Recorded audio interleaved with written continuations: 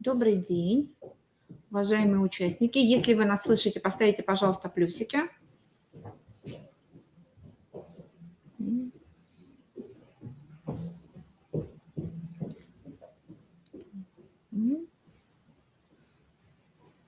Вроде бы хорошо слышно. Добрый день. Добрый день, уважаемые коллеги. Сегодня у нас достаточно интересный такой вебинар.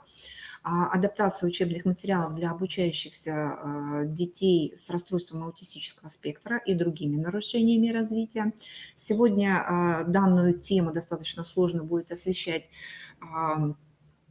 исполняющая обязанности директора, республиканского ПМПК Наталья Викторовна Карманова. Наталья Викторовна больше в этом сведущие, скажем так, потому что все-таки они сопровождают данный центр. И сейчас я передаю слово Наталье Викторовне. Добрый день, уважаемые коллеги.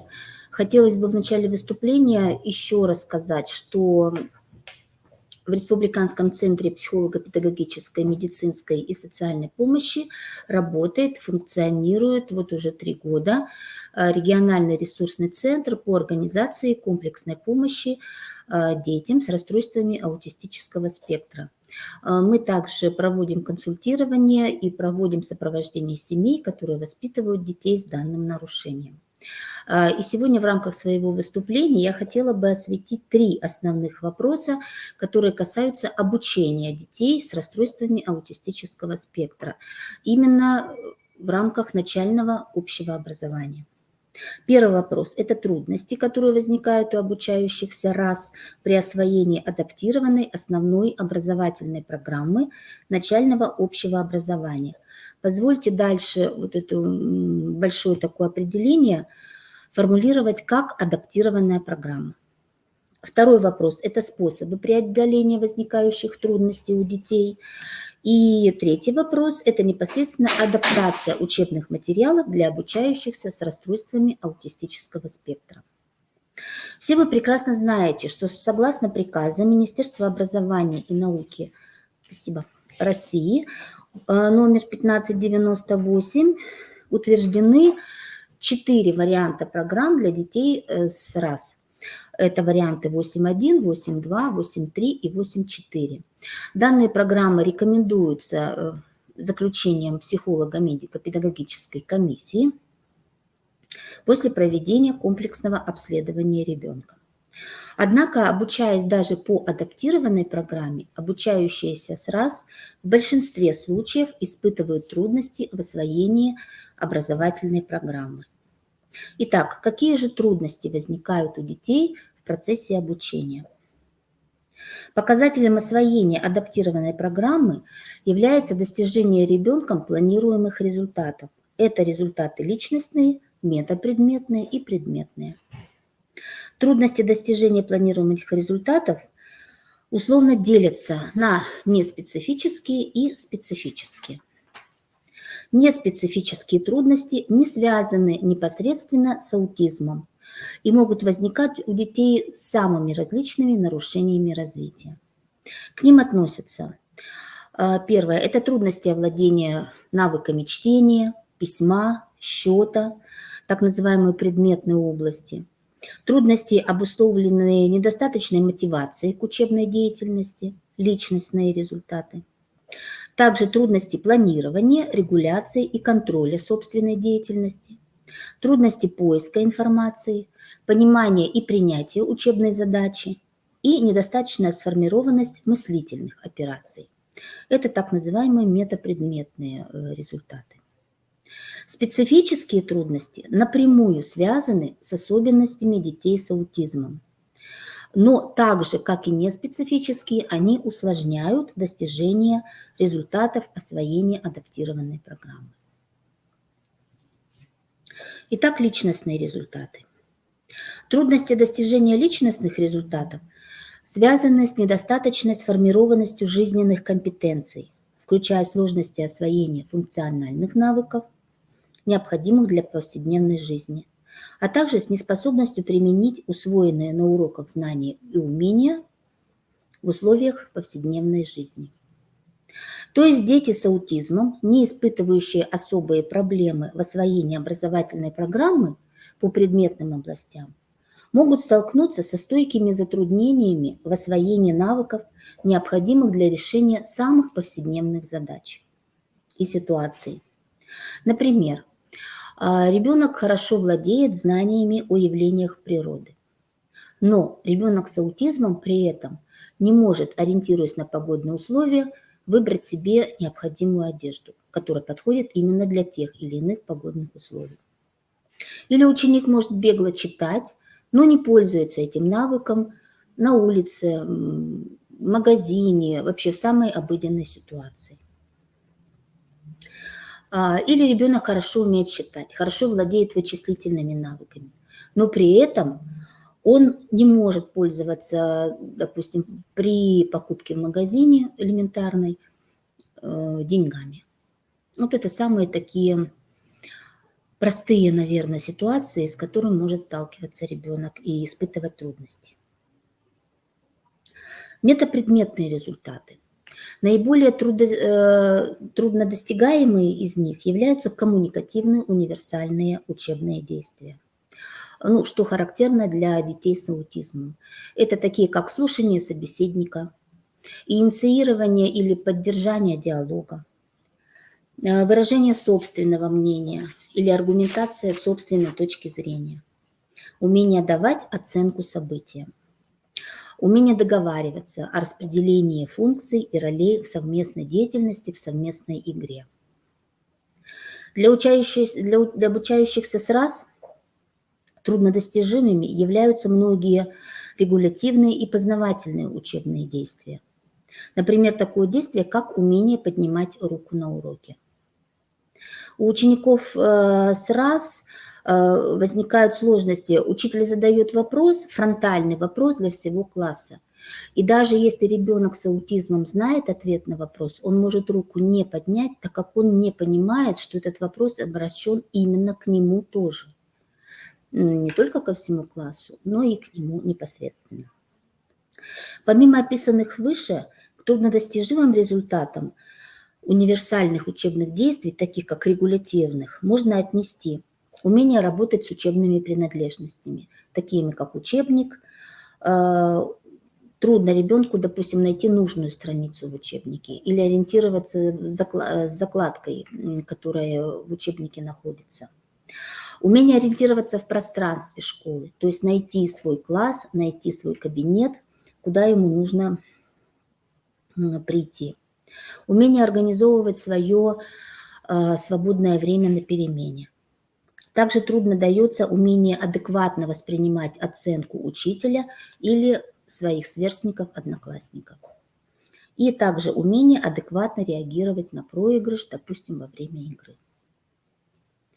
Из числа познавательных универсальных учебных действий наиболее труднодостижимыми для обучающихся СРАС будут умение слушать учителя и одноклассников, повторить то, что необходимо, умение принимать и выполнять учебные задания, умение прикладывать усилия для достижения результата, умение выполнять задания до логического конца.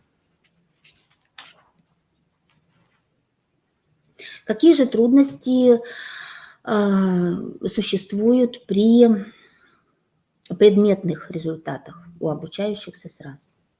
Предмет математика.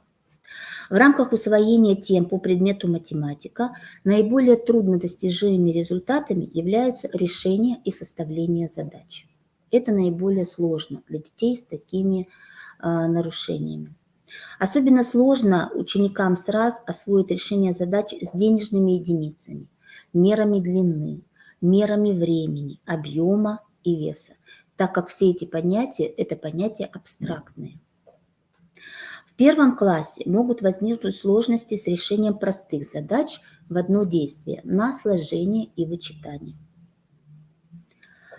Это связано с недостаточным пониманием условия задачи, трудности соотнесения слов с арифметическими действиями. Например, купила, приехал, положили, сколько всего, что относится к действию сложения. Уехал, сломалось, сколько осталось, действие вычитания. Все это достаточно сложно для ребенка с аутизмом. При этом счетные операции в пределах до 10 у ребенка могут быть хорошо сформированы. Во втором классе наиболее частые трудности, часто встречающиеся трудности с использованием математических терминов, такие как делимое, делитель и частное. В третьем классе отмечаются трудности при решении задач с единицами измерения времени: секунда, минута, час и так далее. В четвертом классе оказываются проблемным решение задач с различными величинами: цена, количество, стоимость, скорость, время и расстояние. Это основные сложности, которые встречаются у детей с РАС по предмету математика. Русский язык тоже достаточно сложен для детей с данными нарушениями. Наиболее трудными являются такие виды работ, как написание сочинений и изложений. В первом классе детям с РАС достаточно трудно дается составление текстов даже из 3-5 предложений. Во втором классе сложности вызывают восстановление деформированного текста из 2 или 3 частей. В третьем классе возникают проблемы с написанием изложений и сочинений по заданному плану. И в четвертом классе основные сложности – это определение темы и основной мысли текста. Литературное чтение. Наиболее труднодостижимыми результатами являются следующие: понимание смысла прочитанного, понимание последовательности и логики событий, понимание социальных взаимоотношений героев литературного произведения, понимание скрытого смысла и смысла слов с переносным значением, понимание образных выражений, в том числе поговорок и пословиц. Поиск в тексте необходимой информации, ну и, конечно же, самым сложным является пересказ текста. Также в первом классе для ребенка с РАС достаточно сложно воспроизводить содержание или эпизоды из текста, даже с опорой на вопросы или иллюстрации к нему. Также возникают трудности при ответах на вопросы по содержанию текста. Во втором классе, возможно, у ребенка будут создаваться трудности при установлении последовательности действий в произведении и взаимосвязь описываемых событий. У учащихся третьего класса могут возникнуть сложности с выделением главной мысли в произведении, с пониманием логики, последовательности действий в произведении и трудности в составлении плана к тому или иному тексту. И в четвертом классе отмечаются стойкие проблемы с придумыванием начала рассказа, допустим, его возможным продолжением или завершением, трудности понимания смысла пословиц и поговорок, подбора пословиц и поговорок к какому-либо произведению по его смыслу. Следующий предмет – это окружающий мир. Наиболее труднодостижимыми результатами являются следующие. Конечно же, это, опять я повторюсь, это усвоение абстрактных понятий, таких как экономика, промышленность и некоторых других. Усвоение временных понятий и последовательностей и соблюдение социальных правил поведения. В первом классе очень часто трудно называть и соблюдать правила безопасного поведения на улице, в школе, дома, в общественных местах и в транспорте. Во втором классе учащиеся могут выучить определенные правила, они их будут знать, но опять же трудности будут возникать при выполнении этих правил. В третьем классе детям с РАС довольно сложно понять роль денег, природных богатств. Трудно устанавливаются взаимосвязи в природе и человеком. каким образом человек влияет на природу, каким образом может ей помочь, а как навредить. В 4 классе ученикам сразу сложно составлять исторические портреты выдающихся людей, высказывать о них суждения. Ну и, конечно же, трудности вызывают временные последовательности исторических событий. О следующих предметах это искусство и физическая культура. В рамках освоения предметной области искусства, музыка, изобразительное искусство или рисование, наиболее труднодостижимыми результатами являются следующие. Это распознавание содержания картин, эмоциональная интерпретация цвета. То есть светлые тона вызывают и показывают нам веселое, хорошее настроение, темные тона – грустное и печальное. Также трудность передачи эмоциональной составляющей при помощи цвета и интерпретация смысла музыкального произведения, соотнесение его с сюжетной линией самого произведения. Многие из этих трудностей возникают в связи с особенностями понимания обучающихся сраз эмоций, невозможностью их символического изображения с помощью цвета. В рамках усвоения тем по предмету физическая культура наиболее труднодостижимым результатом является освоение командных игр с обязательными правилами. Это также связано со специфическими особенностями детей с нарушениями аутистического спектра, которые не позволяют им усваивать и соблюдать правила и адекватно взаимодействовать в процессе игры. Коротко о трудностях. Какие же способы существуют преодоления трудностей, которые возникают у детей? Существуют основные этапы работы по преодолению трудностей в освоении предметных результатов адаптированной программы. Первый этап – это, конечно, диагностический. Для выявления трудностей, которые испытывают обучающиеся сраз в усвоении тех или иных тем по различным предметным областям и учебным предметам, необходимо осуществить диагностику знаний, умений и навыков ученика, определить актуальный уровень его развития. Диагностика может осуществляться как на индивидуальных занятиях, так и во время фронтальной работы в классе. Второй этап – это аналитический. После проведения диагностики и определения тех трудностей, которые испытывает ученик в освоении тех или иных учебных предметов, необходимо их проанализировать и определить причины их возникновения. Данный анализ может осуществляться как самим учителем, непосредственно одним учителем, так и всеми специалистами, которые работают с данным ребенком. Также анализ может производиться в рамках психолого-педагогического консилиума образовательной организации, что является, наверное, наиболее правильным, так как позволяет услышать мнение всех специалистов, всех учителей, которые непосредственно работают с тем или иным ребенком. И третий этап – это коррекционный. В ходе данного этапа разрабатываются способы преодоления трудностей, которые возникли у ребенка, а также определяется, в рамках каких занятий эти трудности будут компенсироваться, как будет проводиться коррекционная работа по преодолению возникших трудностей. Коррекционная работа также может осуществляться как на индивидуальных коррекционных занятиях, так и в рамках урока вместе с другими учениками класса. Какие же способы преодоления трудностей в освоении предметных областей существуют? Рассмотрим основные способы. Первое – это изменение последовательности формируемых навыков и изучаемых тем. Сразу приведу пример.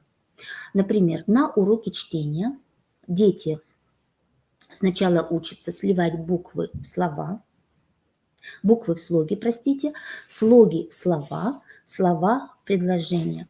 Вначале короткие, затем более распространенные. Совершенствуется навык чтения слов, коротких предложений. И уже затем дети начинают знакомиться с такими понятиями, как звук, буква, слог, предложение. Второй способ – это адаптация методики обучения. Данный способ предполагает очень творческий подход со стороны учителя. Предполагает знание специфических особенностей учеников и трудностей, которые могут у них возникнуть.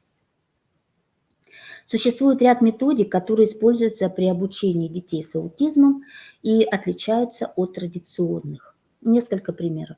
Например, методика Нумикон используется для формирования глобального восприятия количества и овладения счетными операциями. Методика глобального чтения используется на уроках чтения. Также методика Монтессори по знакомству с образами букв и цифр. Кроме того, важным аспектом адаптации любой методики обучения тому или иному навыку является использование дополнительной визуальной поддержки в виде наглядных схем, алгоритмов, карточек, на которых дублируется устная инструкция. Следующий способ – это адаптация способа подачи учебного материала. Данный способ включает в себя пошаговое обучение, когда формируемый учебный навык выполнения конкретного учебного задания разбивается на большое количество мелких шагов. Каждый шаг отрабатывается отдельно, доводится до автоматизма, после чего из этих шагов выстраивается определенный алгоритм, позволяющий ученику выполнить то или иное учебное задание. В данном случае конкретное учебное задание. И, наконец, еще один способ – это адаптация учебного материала. Среди способов адаптации учебных материалов можно выделить также несколько. Это упрощение инструкции к заданию, индивидуализация стимульных материалов, дополнительная визуализация, минимизация двойных требований, сокращение объема заданий при сохранении уровня их сложности или упрощение содержания заданий. Коротко остановимся на каждом из этих способов. Итак, упрощение инструкции задания, то есть разбивка многоступенчатой инструкции на короткие шаги в виде алгоритма, о чем я уже говорила ранее. Следующее. Индивидуализация стимульных материалов. Например, ученик может решать задачу на сложение или вычитание не на счетных палочках, как мы привыкли это делать, а, допустим, на игровых машинках из мультфильма «Тачки», к примеру. То, что очень любит ребенок.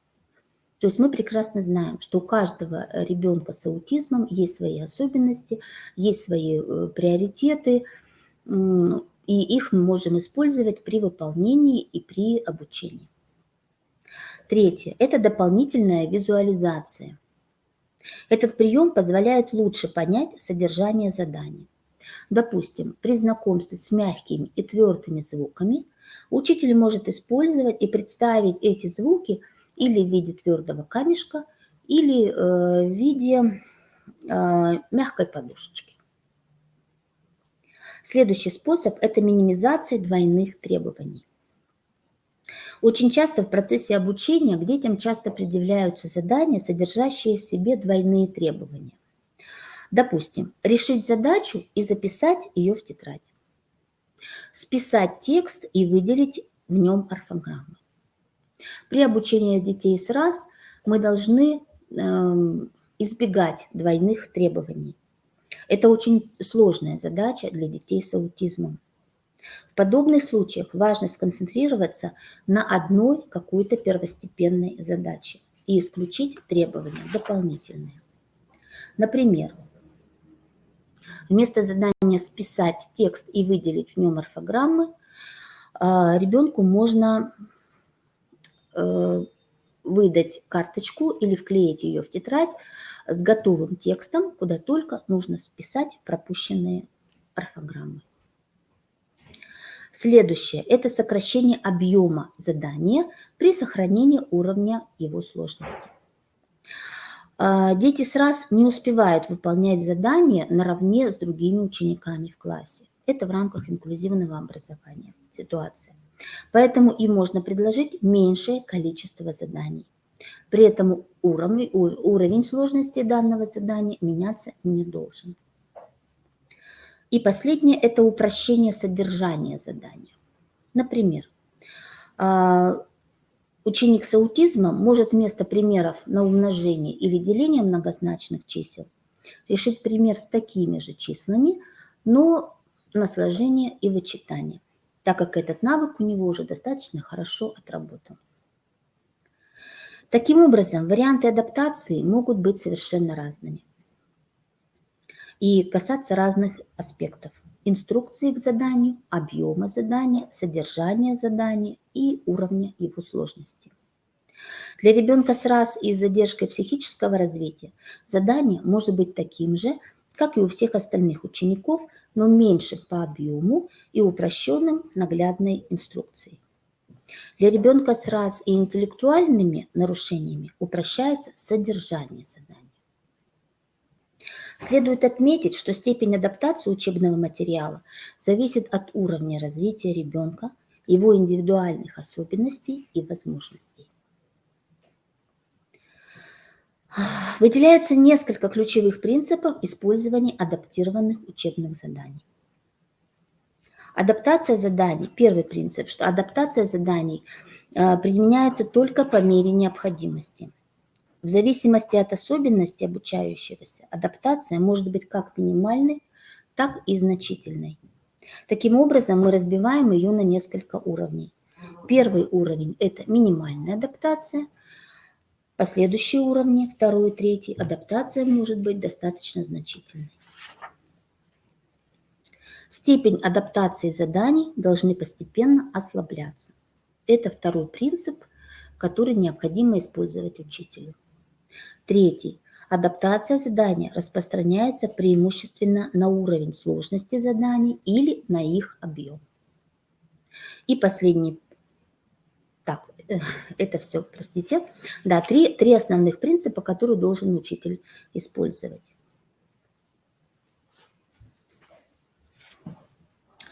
И еще хочу дополнить, что при использовании адаптированных заданий фронтальная инструкция по возможности остается для всех общей.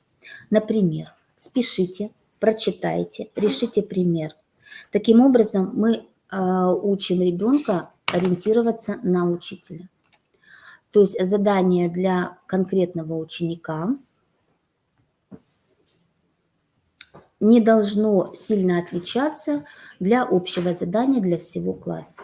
Таким образом, ученик, еще раз повторюсь, ориентируется на учителя и выполняет те же действия, которые выполняет весь класс, но с изменением или содержания, или объема задания. Вот коротко основные вопросы, которые хотелось сегодня осветить. Уважаемые коллеги, хочу представить вам еще одну небольшую информацию. Более подробно с данной информацией вы можете ознакомиться в методическом сборнике, который так и называется «Адаптация учебных материалов для обучающихся с расстройствами аутистического спектра». Данный сборник издан специалистами Федерального ресурсного центра по организации комплексной помощи детей с аутизмом. И в сборнике, помимо теоретических вопросов работы учителя, представлены и конкретные примеры обучения детей в начальной школе. Данный сборник размещен на официальном сайте Республиканского центра психолого-педагогической, медицинской и социальной помощи в разделе «Региональный ресурсный центр», подраздел «Методическая копилка». Также при возникновении вопросов в рамках процесса обучения детей с РАС вы можете обращаться непосредственно к специалистам Федерального ресурсного центра, которые оказывают консультационные услуги. Специалисты Центра, Федерального ресурсного центра отвечают на ваши вопросы как по телефону, так и по электронной почте, проводят онлайн-консультации. Также онлайн-консультации проводятся по скайпу 2 раза в неделю. Ведется прием звонков. Вопросы также можно высылать на электронную почту Федерального ресурсного центра. Вариантов связи достаточно много, вы можете воспользоваться любым удобным для вас способом. Все контакты и ссылки на размещение сборника адаптации учебных материалов будут в ближайшие дни размещены в новостной строке Республиканского Центра психолого-педагогической, медицинской и социальной помощи, а также в разделе «Региональный ресурсный центр». Если у вас возникают дополнительные вопросы по воспитанию, обучению и развитию детей с аутизмом, вы также можете обратиться непосредственно в наш центр по телефону или по электронной почте центра. Все контактные данные вы можете найти на официальном сайте Республиканского центра образования и здоровья. Благодарим вас за внимание. Всего вам доброго.